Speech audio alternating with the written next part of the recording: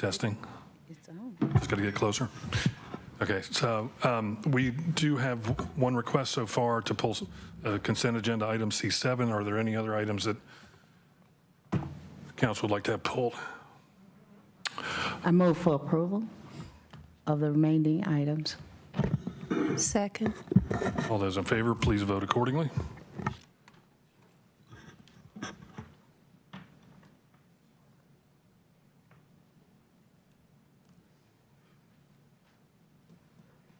All right, that's unanimous. If we could go to item C7, please.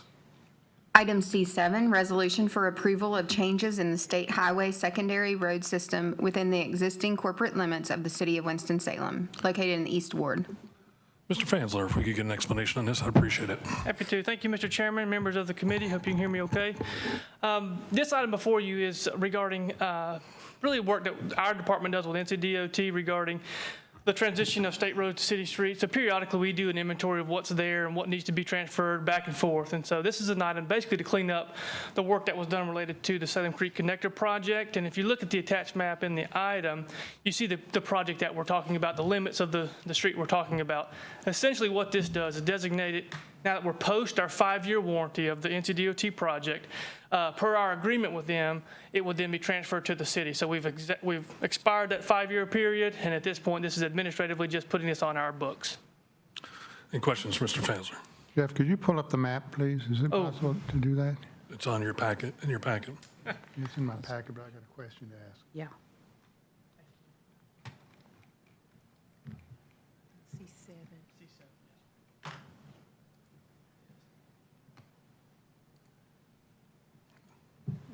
Thank you very much. Two things struck me about this map, and I wanted to ask you a question. One, it appears that the work that was done on 52 interchange, the Hargrave exit and all of that, has resulted in the traffic pattern that we see today for this. So it's state improvement, state paid for all of this, right?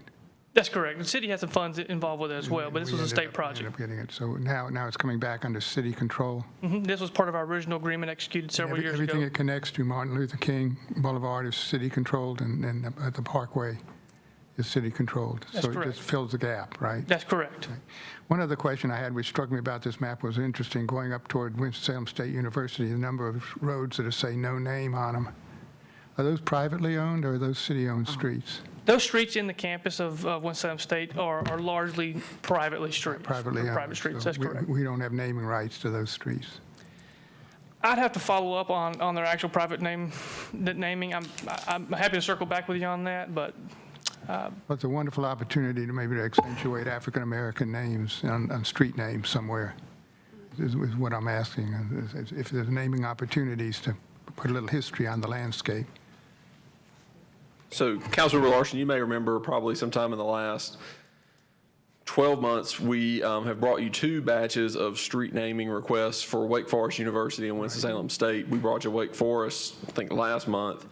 The one we brought you previous to that was probably 6 or 8 months ago, and it was Wake and WSSU. And so they did have some names inside their campus. They got cleaned up. There's a potential they may come back to us with some more of those. We do have an addressing policy, and when you name roads after individuals, there are some rules that you have to follow in order to have those roads named after individuals. So there is a policy in place should they wish to do that. I'm sure there's policies. What I'm interested in is who has naming rights there. If it's Winston-Salem State University, or if we, as a city, have the rights to name those streets. Ultimately, we do. Okay, thank you. That was it. Councilmember Clark is on their board. He could probably get that straightened out for you, right? It just seems like an opportunity. We have graduation this Friday morning. I will ask. I'm sure it'll be responded to. Mr. Fansler, thank you very much. If we can get a motion on this. I move for approval. Second. All right, all in favor, please vote.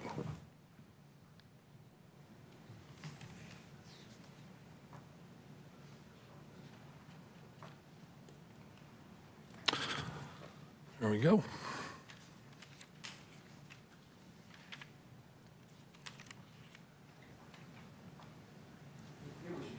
Okay, that's unanimous. All right, as we get to our general agenda, please note that item G2, we've been asked by staff to push that item back till June. So if we could hear on G1, please. Item G1, ordinance amending Chapter 74, Article X entitled Sidewalk Cafes regarding barricades. Mr. Millett. Yes, good afternoon, Chairman McIntosh, members of council. As you probably know, the Office of Business Inclusion and Advancement issues sidewalk cafe permits to restaurants and bars that meet the requirements of the permit. Those areas typically include a barricade separating that sidewalk dining area and the rest of the public sidewalk. Part of the application includes the review of the site plan that shows the that shows the layout of the tables, chairs, and the barricade that are reviewed by both inspections and city DOT. We did receive a request from a council member to take a look at an ordinance change that would require any new barricades to have a level of transparency of 75% based on the square footage of the facing of each side of the barricade. The intent of that is to keep sidewalk cafes from having a walled off appearance and maintain that transparency so that the public sidewalk remains transparent and viewable for the remaining traffic along the sidewalk cafe areas. Any barricade that was established before June 1st would in essence be grandfathered in. They would need to comply with the new ordinance requirements if they do any sort of repair or replacement of 25% or more of the barricade area. Just as a note, any barricade that you see, many of them are made of wrought iron, planters, ropes and chains. Just by the nature of their existing transparency, those would not need to be replaced even to comply with the new ordinance change. I'd be glad to answer any questions that you may have. Councilmember Scipio. Yes, I'm not certain, the transparency doesn't bother me, but I was looking at the ordinance and I did not see specifically in it that these barriers must be compliant with Americans with disabilities. So the walkability on the sidewalk, there should be a certain distance so wheelchairs can get around them. And I have walked downtown, and I know that that, in some cases, is a problem, particularly because we have planters for beautification along the sidewalks. And if you've got a planter and a barricade, it is not enough space for a person with a wheelchair. So is it implied in this ordinance that they have to be ADA compliant when it talks about state laws and federal laws? Because I think it's not clear that they must be that, and that I don't think we enforce that. But could you just give us a thought about that? Sure. Councilmember Scipio, I believe the ADA requirement for unobstructed sidewalk is 3 feet, 36 inches. We actually require 5 feet.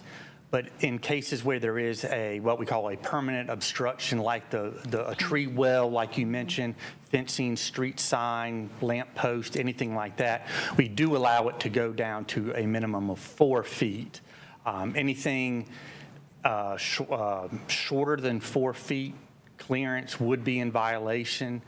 There was a time when we could be a little reactive when it came to complaints that we received about that, but we are certainly taking a more proactive approach, both in the field but also at the time of approval. The site plan that I mentioned earlier must show dimensions and the placement of those tables, chairs, and barricades, and show that there's a minimum of, as I mentioned, 5 feet or in some cases 4 feet of unobstructed area. And who verifies that once the barricades have been constructed? Is there a department in the city that's commissioned to go and verify that everybody's in compliance? At times, those complaints do go to the Downtown Bike Patrol, who will then in turn let our office know. There are times when we are made aware of the issue. I will say that from an enforcement standpoint, Sometimes those distances may be different at 1 o'clock in the afternoon than they are at 11 o'clock midnight on a Friday or Saturday, as tables and chairs may shift over the course of the day and the activity that goes on there. Thank you. Mr. Chair, Councilmember Larson, I'm sorry. if I can also add that as the ADA coordinator for the city, those complaints would also come to me to the extent they allege a violation of the ADA. Thank you. Councilmember Larson. Hopefully, we don't get complaints. We design the spaces so they accommodate it. I have a couple questions here. Really, on page 5, this may be for the attorney, actually. This may be just housekeeping, but we seem to have a duplicate sentence stating, after the hearing, the Assistant City Manager of Public Works and his designee shall, whatever, and then there's another sentence, a freestanding sentence that says exactly the same thing. See that on page 5? Yeah, I'll be happy to take a We look at clean it. that up, and then the second thing, we're down in section J, where we're talking about permits that were issued back in 2014, 2015, and certain conditions that would be applying to those periods. Do we really need all of that in there still? I can look at and Can we just, determine whether or not that can could we come just out clean now. that up a little bit? Yeah. And I asked the city attorney to look into something, and I think we can be very, very proud of what's happened on 4th Street. I think we're all enthusiastic about supporting the merchants down there. The merchants have pitched in with a special taxation, which provides extra services of cleaning and making sure that plants are maintained and it looks respectable. And I think we're all very proud of that partnership that's developed. Part of the city's obligation or partnership is supporting the restaurants that are going on down there, and I think the outdoor dining is a good way to do that. I do like to add one provision maybe to the barricades or to the perimeter fencing, and that is a height restriction. And it should be nothing above 4 feet above that height in the construction of these barricades. I don't know what a standard fence is these days, but I suspect it's about 4 feet. I do not know the height of a standard fence, but Councilmember Larson, as it stands now, there is no restriction in the ordinance about the height of the Yeah, barricade. that's what I'm asking for. I'm asking for some height restriction, and maybe the council could comment on that. But I think ultimately we don't want that barricade so high that people can't look over them. Mm-hmm. If you have a comment from the audience, I'd be curious. No, we're not taking comments from the audience. So are we comfortable moving this forward and then asking staff to go back and come back to us to add on an additional provision for height? I would appreciate that. If this committee is willing to do that, I would just like to add a provision of height, and they can determine what's an appropriate height based on what current code requirements are. Okay, I think that makes sense to come back with that additional recommendation. Ken, you and I had talked about an annual audit process. Has that taken place yet this year? The permit year runs July 1 through June 30th, so we have sent out the renewal notices, and for restaurants and bars that may not have received a permit before, a new application for the permits. So as part of that process, before they are issued, that on-site audit is taking place. Yes, sir. Would it make any sense to move that process, not this year, but next year, to the beginning of the outdoor dining season, rather than having it occur in the middle of the season? So if people are making, John, second. we have a motion and a second. Favor, please vote. Thanks, Ken.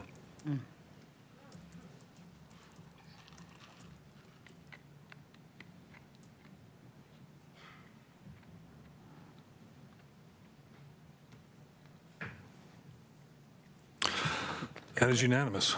We need to correct that. John Larson was the motion.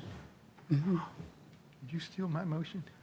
No, they did. Okay, all right. Anything else for the good of the order? Yes, Mr. King.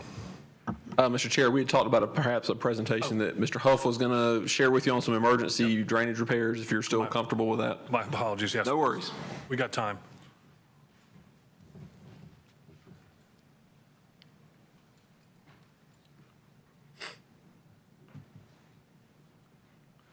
Escape this. Mr. Huff, Support. in all his glory.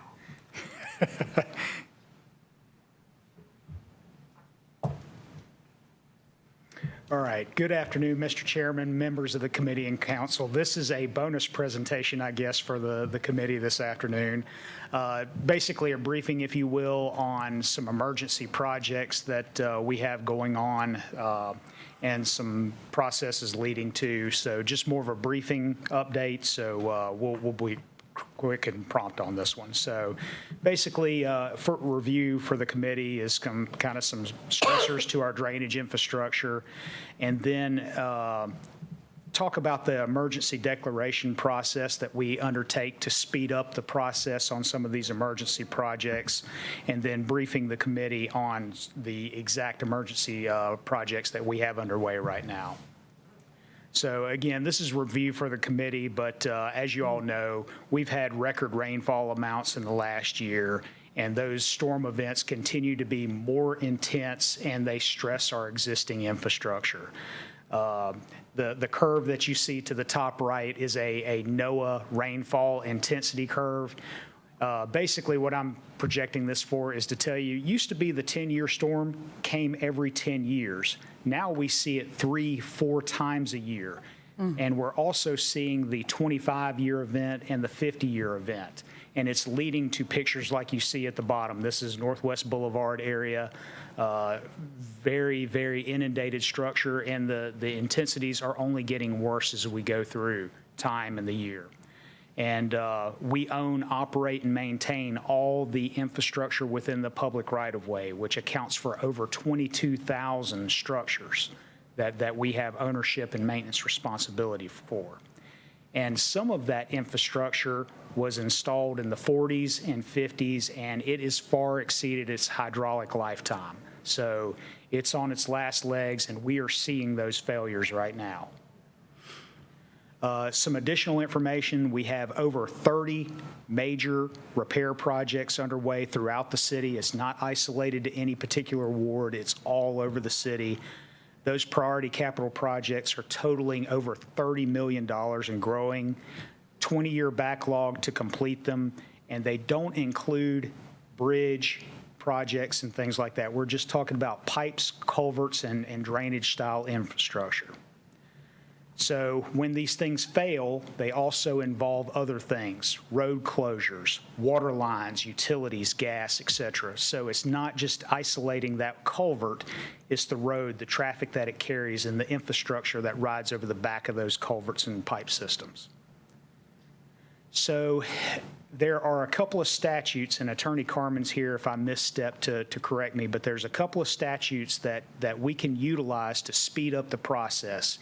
And it is purely about speeding up the process, where 14329E2 and 14354.31A, these are the emergency declarations that are afforded to local governments that we can utilize when the safety of the general public is impacted, where basically if the city attorney and the city manager concur, we can do a declaration for an emergency project. And what that declaration allows us to do is proceed swifter versus normal procurement process and outreach process to deal with the threat at hand. So if it's a closed road or whatnot that threatens the safety of the public, those are mechanisms or statutes that we can utilize per a declaration to more quickly and swiftly try to address the threat. Process still follows applicable laws, and per Attorney Carmen's request, everything that once it's done and the totals are solidified, we would take the item back to council for retroactive approval. Attorney Carmen, am I misstepping on that? You're doing good. Okay, that was the legal part. Now my wheelhouse. So we have a couple of projects to show the committee here that are currently under those emergency provisions that I mentioned. First is Hawthorne Road. The location of this is just south of First Street, And this is a major culvert system that has settled. It is undermining, and basically this carries the water service to the hospital. The lower right photograph you see is the water line, and you can see how it's pinched and ready to fail. The culvert's also undermining. You can see top right where there's sinkholes around it, and staff continues to put asphalt and fill material in there as we move forward to try to get permits, designs ready to enact this culvert replacement, and it will be a full replacement here. Estimated cost for this replacement, $3 million. So where we're at right now, we have basically drawings in place, but there's some other infrastructure to deal with. There's a sewer line that needs to be relocated, and we currently have a project on Cloverdale Avenue that needs to be complete before we move on to this next step.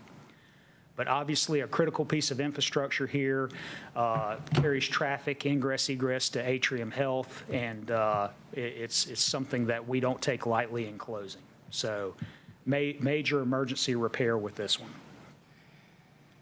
Underwood, this is off of Northwest Boulevard.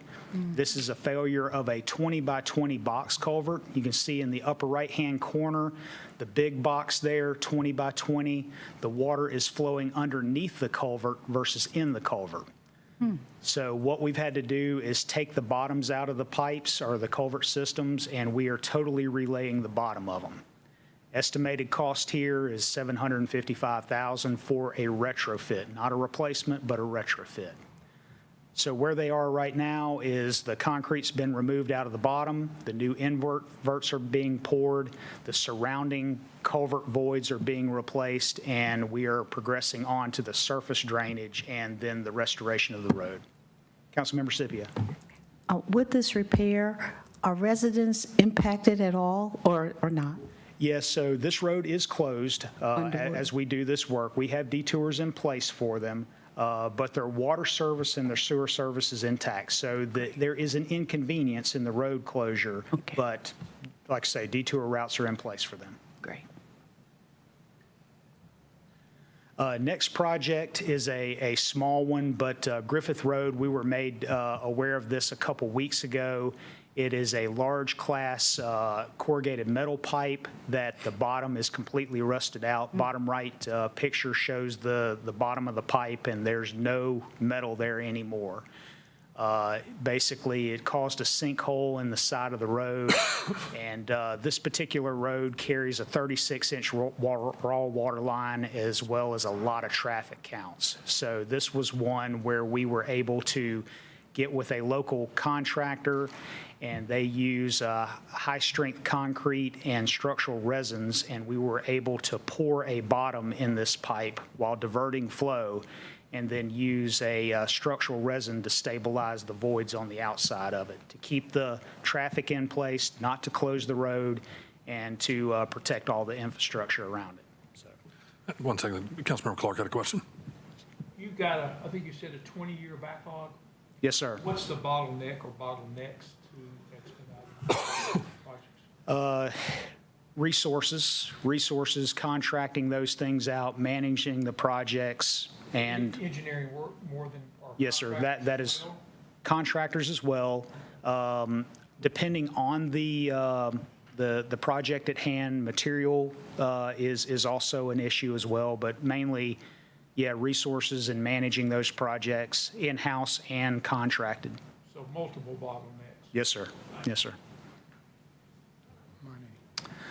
Final one is Bethabra Road. We had to close Bethabra Road week before last. This is something that basically we had known the project or the culvert had some issues prior with a water line break, but the culvert's deteriorated to the point where we needed to close it week before last. It carries a large class 24-inch and 12-inch water main, and this will be a total replacement of this culvert system. Basically, the footers, as you can see, the lower right-hand picture, the footer for this culvert that it rests on is sheared off, so there's nothing for the culvert to hang on to, and should it slide off, then we've got a major issue. So currently, what we're doing is doing protective measures to fill the voids, same type of companies filling the voids with resins and bricking these things up. And we're in scope and fee discussions with a company to possibly do a design-build option with this to expedite things. And it's all, Councilmember Clark, to your point, it's all about speed, trying to get it done quicker, but getting a comprehensive solution to this. Is design build common in this world? I know in some of our other projects, we're comfortable with it and have used it. Is this a new? In the drainage arena, not so much. The contractor that, or the company that we have reached out to, they have done it in other areas, but in the Carolinas, not so much. Not so much. Not that it can't be done, but it is unusual in this arena. So. Questions, Councilmember Scipio? Bear with me a little bit. Can you go back to the last picture? I just need some education.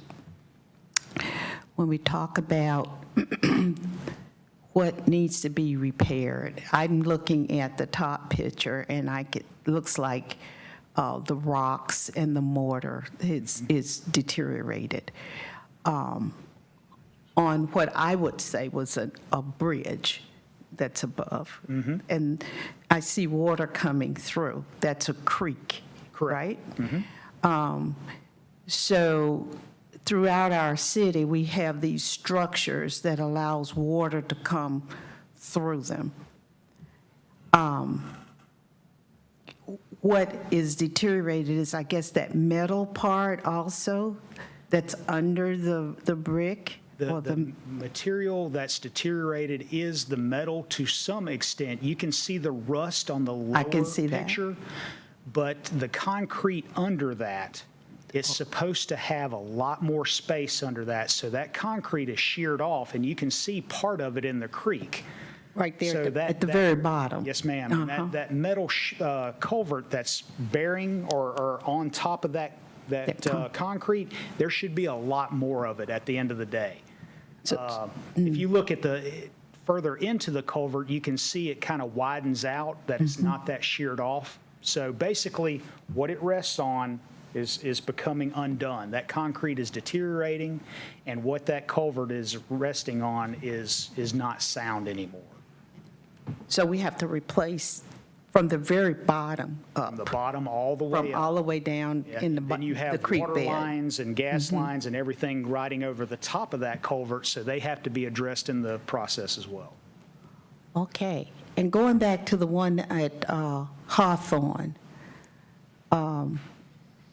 where it looks like that pipe is like tilted as opposed to being flush, or? Correct. That is the problem. Culvert barrel is sinking, and when it sinks, that's where you see that pinch point in that ductile iron right there. And if that comes apart, what happens? What's the calamity that happens? Then our city-county utilities folks are valving that thing off and finding another route or getting another access point for that water line. But that's the main one for Atrium Health. There's some more access for water there, but that's the main one we want to protect. When we replace that, do we replace it with the same kind of piping, or do we do some kind of new materials? The new design for this culvert will have the water line up above the ceiling of the culvert, not hanging in it. Not hanging. It'll be inside. Yep. It'll More be- protected. Be more protected, yes, ma'am. Okay. Thank you so much. Questions, comments, Councilmember Larson? Keith, I'd like to do a shout out in South Ward for the work that was done on the Wachovia Street Bridge, talking about bridges, which was stonework and the approaches and getting in there and stabilizing all of that and protecting that 1891 bridge, which is a historic bridge, and I appreciate that work. Yes, sir. Keith, what I'm hearing is that we've got an awful lot of aging infrastructure that's reached it's past its prime, and the bills coming due on our watch, right? And Mr. Chairman, that is the case. Apologize for breezing through that so quickly, but wanted to deliver the message. the pain is spread through all 8 wards. Everybody's got their own little piece of heaven to deal with. So as we like to do at Public Works is bring these things up so council members sort of get an education on where we are, so that we're the first line of defense when calls from our constituents come in, so we have some background with which to explain things to folks rather than throwing staff under the bus. So unless there's, Councilor Clark. Yeah. When we get to the budget, which will be out in a couple of weeks, you will see some major increases in stormwater fees because we've got to pay for all this. Correct. Thank you. Yep. Appreciate you having this today. Yep, good. Yeah. All right. Keith, as always, thank you very much. Thank you. Thank you. Anything else from committee members of council? If not, we stand adjourned. Thank you.